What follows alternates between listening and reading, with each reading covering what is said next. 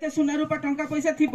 ତାକୁ ଆମେ ଯଦି ଦେହ ଭଲ ନଥିବ ଦୁନିଆଟାକୁ ଆମେ ଉପଭୋଗ କରିପାରିବା କି ଆମେ ଠିକ ଭାବରେ ଆମ କାମ କରିପାରିବା କି ସକାଳୁ ଉଠି ପାରିବା କି ଠିକ ଭାବରେ ଜୀବନ ନିର୍ବାହ କରିପାରିବା କି ତେଣୁ ସ୍ୱାସ୍ଥ୍ୟ ହିଁ ସମ୍ପଦ ସ୍ୱାସ୍ଥ୍ୟରେ ଆମେ ସମସ୍ତେ ଯତ୍ନ ନେବା ଦରକାର ବୁଝିପାରୁଛ ଆଜି ଯୋଉ ଶିବିର ଆୟୋଜିତ ହଉଛି ଫାଷ୍ଟ ଏଡ୍ ବିଷୟରେ ତମକୁ ଶିକ୍ଷା ଦିଆହବ ଆଉ ଏଇଟା ହଉଛି ତମ ଜେଆରସି କ୍ୟାମ୍ପ ସବୁ ଆଟେଣ୍ଡ କରିଛ ତାର ଗୋଟେ ପାର୍ଟ ଆଣ୍ଡ ପାର୍ସଲ ତେଣୁକରି ଏଇଠି ଯୋଉ ପିଲାମାନେ ଅଛ ସାର୍ ଆମର ଯୋଉ ଆସିଛନ୍ତି ପ୍ରଶିକ୍ଷଣ ଦେବା ପାଇଁ ଯୋଉ ସାର୍ ଆଉ ମ୍ୟାଡାମ ତାଙ୍କ କଥା ମନ ଦେଇକି ଶୁଣିବ କେମିତି ଆମେ ସୁସ୍ଥ ଜୀବନ ଯାପନ କରିପାରିବା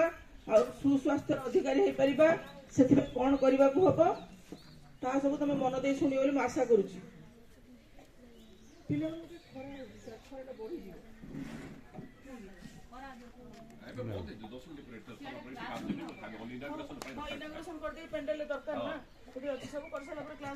बड़ रूम को नहीं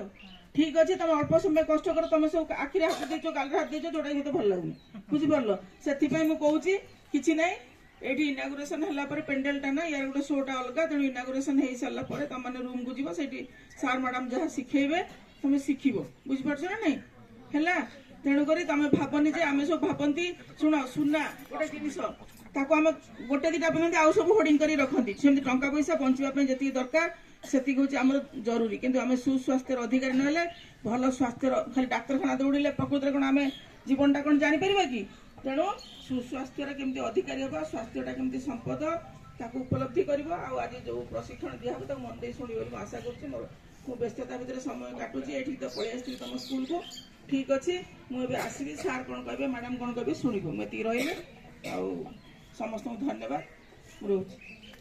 धन्यवाद मैम।